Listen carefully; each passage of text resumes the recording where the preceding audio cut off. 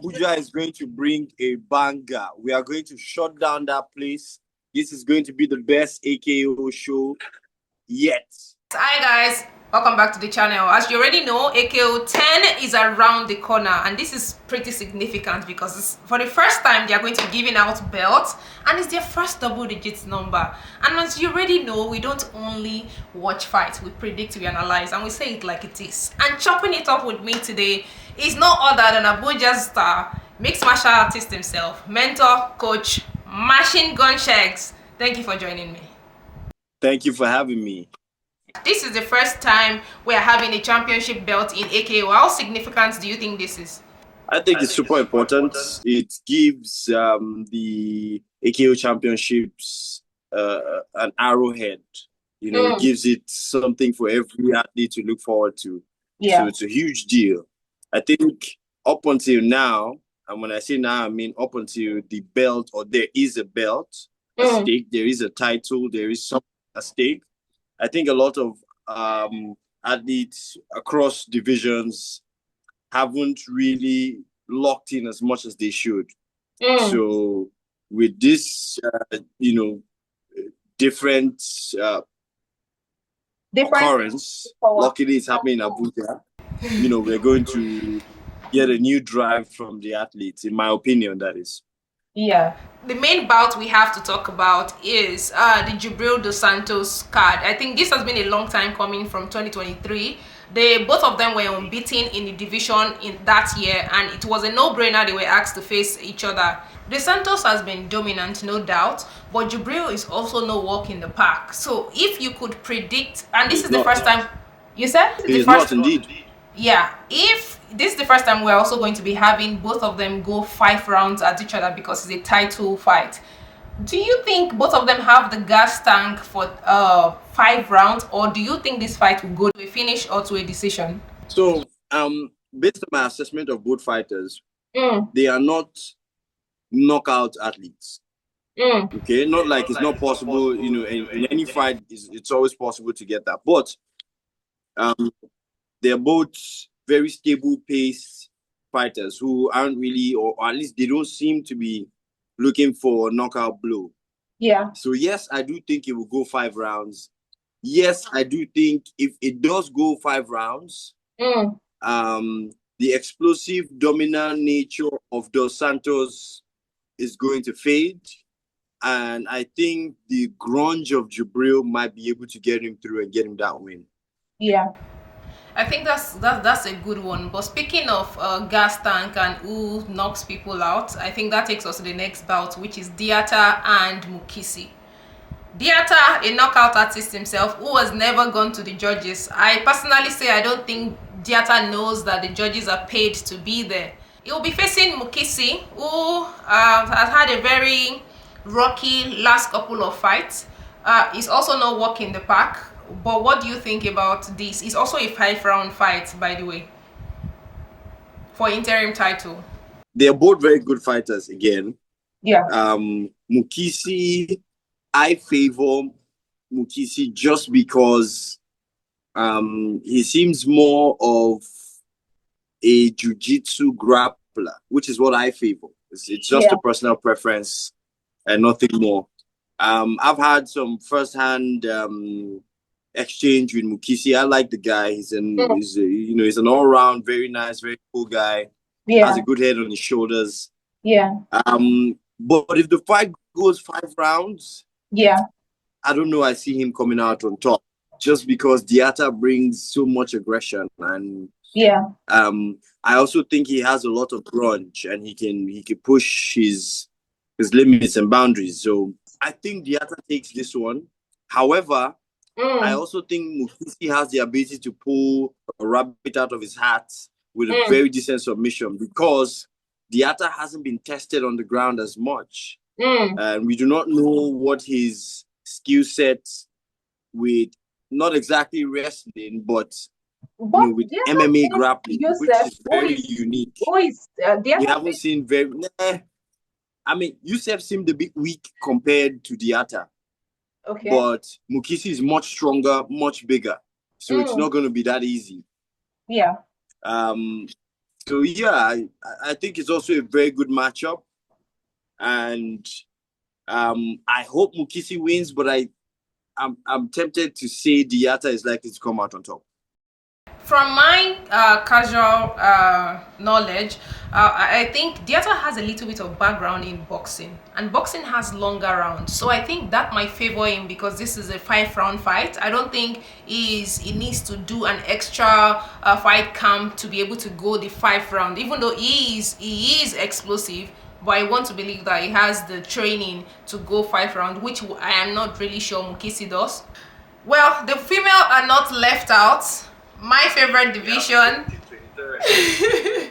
the women's bantamweight division interim title will be contested by both Jane Osigwe and Sanaa. Nigeria and Morocco yet at it again. What do you think? Yeah. Who doesn't like Jane? Jane is an amazing, easy to love lady. I hope she wins. I hope she keeps the fight standing. If she does, I favor Jane to pull something good. Yeah. If the fight goes to the ground, however, I think Sanaa has a very good ground awareness, and her ground game is really good. Yeah. So I don't know. I think Jane's defense on the ground will be tested if the fight goes there. Yeah. If I had to bet, I'll bet on Jane, but purely for sentimental reasons. Oh, Jesus. Okay. Now, for this next bout, can you raise one hand, please, and say, I, Ogunnoiki, would not be biased. Segun, the machine gun Sheggz, will not be biased. Yahuza, Cherif Drame. What are your thoughts? I think Yahuza takes her Drame 9 times out of 10. Only option or only chance Drame has to win is, I don't know, if he gets lucky, if some lucky thing happens, maybe a clown dances from the corner of the cage and Yahuza is distracted and, you know, he gets some lucky shot and good, he might win. Or else, nope, there's absolutely no chance he takes that one. Yahuza is much stronger, much better with the grappling. Drame has decent striking too, but his grappling doesn't measure up to Yahuza or his strength. As far as skill set, I think they're evenly matched. I'll still favor Yahuza to win. If I had to bet, I'll bet on Yahuza anyways. Aside sentiment. Of course, there's the sentimental side where, of course, I want Yahuza to win because Drame and I have some history, which we will settle at some point in time. But right now, you know, Drame Yahuza is what is the tail of the tape, and I favor Yahuza to take this one without sentiments. Okay. So there's something that, you know, combat sport fans, we fans say a lot. Any fighter that is above, some people will even say 35, is seen as washed. And now Drame is coming into this ring at 38. Do you think this is a factor? Yes, I do think it is a factor. And Yahuza is much younger, much stronger, much more aware, if I had to put it. You know, he hasn't taken as much wear and tear as Drame. So I do not see. I mean, I'm not really looking at a knockout per se, but I think if it goes all the way for the 3 rounds, Yahuza is definitely coming out on top. Definitely. Someone said the only thing that Yahuza needs to work on is his striking. He's good on the ground, but without his striking, he won't be able to go far. This was his last fight. Yahuza replied saying he would work on it. What do you think about people that really see Yahuza as not having so much of a wrist game? I would say Yahuza does have a striking game. However, he just favors his grappling because that's his base. And honestly, he's much stronger in the grappling exchange. Yeah. But he has been working on his striking immensely. I've worked with him too, most of it. But he's been working on his striking, and you will see a much more outgoing Yahuza for this next bout. But whether it's striking, whether it's grappling, I already gave you a sneak peek of who gets to win. We hope that is not a biased choice, but we will take it. Anyways, last but not least, there's also There's also another interesting person, in person of Luis Mataya, Porcupine. He seems to be getting a lot of hype right now. I know he's a purple belt judo guy. He fought first in AKO 8 when he submitted Oluwadam Larry with an Americana. Have you seen this? Have you heard about this fighter at all?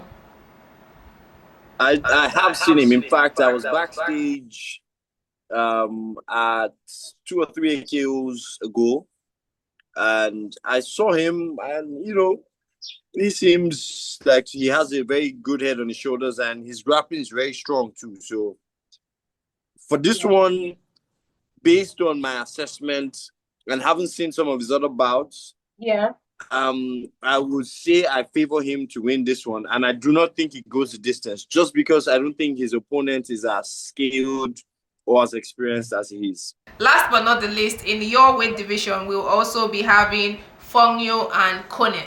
Kone faced Chad Anakin a couple of AKOs ago, and we've had Fongyo debut, but he faced Amao Sodiq. What do you think about these new guys? Even though Kone lost his first fight, it was a tough one. What do you think about the new guys in the division? Oh boy, Fonyo and Kone. They are both strikers, so obviously that would be a banger, and they are both very heavy guys too. I honestly cannot call on this one. I can't call on this one. I don't know both of them enough to give my call. However, if I had to put in some bias, I would be biased towards Kone. Okay. The win on this one. However, Fonyo is no pushover. Fonyo is an opponent. So Kone better come ready. I hope he comes with an arsenal ready to deal with, that constant pressure from Fonyo, because Fonyo is like he keeps it moving. He's on his toes all through, and he's coming forwards. And I hope Kone comes with a very decent footwork and defense to deal with that. Well, all right, we've made our picks. Hopefully this age well.